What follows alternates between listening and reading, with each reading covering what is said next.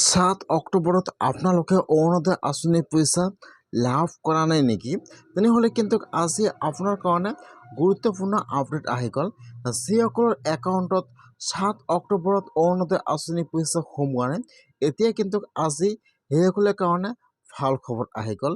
এতিয়া কিন্তু আপোনালোকে অৰুণোদয় আঁচনিৰ পইচা সকলোৱে লাভ কৰিব। আজি অৰুণোদয় আঁচনিৰ গুৰুত্বপূৰ্ণ আপডেট আহি গ'ল। যিসকলৰ একাউণ্টত 7 অক্টোবৰত অৰুণোদয় আঁচনিৰ পইচা সোমোৱা নাই, এতিয়া কিন্তু সেইসকলে এতিয়া অৰুণোদয় আঁচনিৰ কাৰণে EKYC কৰিব লাগিব। যদি আপোনালোকে অৰুণোদয় আঁচনিৰ পইচা লাভ কৰা নাই, তেনেহ'লে এতিয়া আপোনালোকে কেনেকুৱাকৈ অৰুণোদয় আঁচনিৰ EKYC সম্পূৰ্ণ কৰিব লাগিব বা কি কৰিলে আপোনালোকে অৰুণোদয় আঁচনিৰ পইচা লাভ কৰিব, মই হৈছে এইটো ভিডিঅ'ত আপোনালোকক সম্পূৰ্ণ প্ৰচেছ দেখুৱাই দি আছোঁ।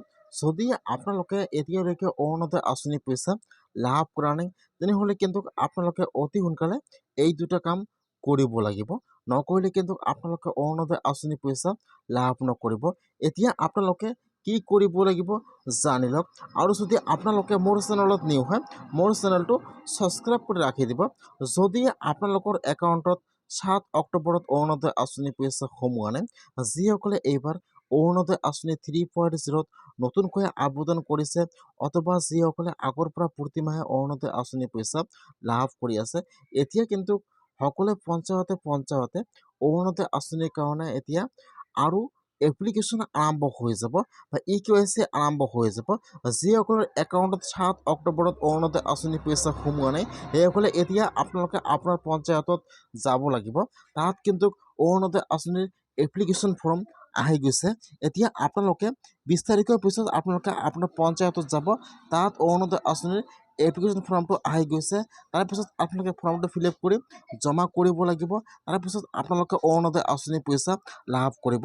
আৰু এটা কথা জানি লওক, যদি আপোনালোকে অৰুণোদয় আঁচনিৰ মুখ্যমন্ত্ৰীৰ চিঠিখন লাভ কৰিছে, তেনেহ'লে কিন্তু আপোনালোকে অৰুণোদয় আঁচনিৰ পইচা লাভ কৰিছে 7 অক্টোবৰত।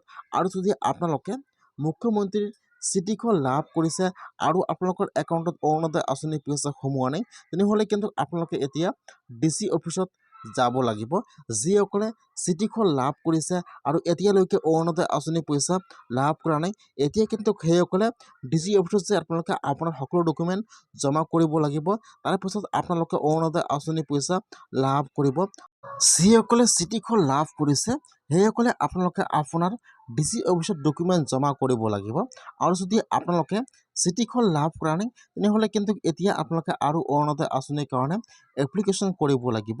20 তাৰিখৰ পিছত সকলো পঞ্চায়তে অৰুণোদয় আঁচনিৰ EKYC আৰু এপ্লিকেশ্যন আৰম্ভ হৈ যাব 20 তাৰিখৰ পৰা পঞ্চায়ত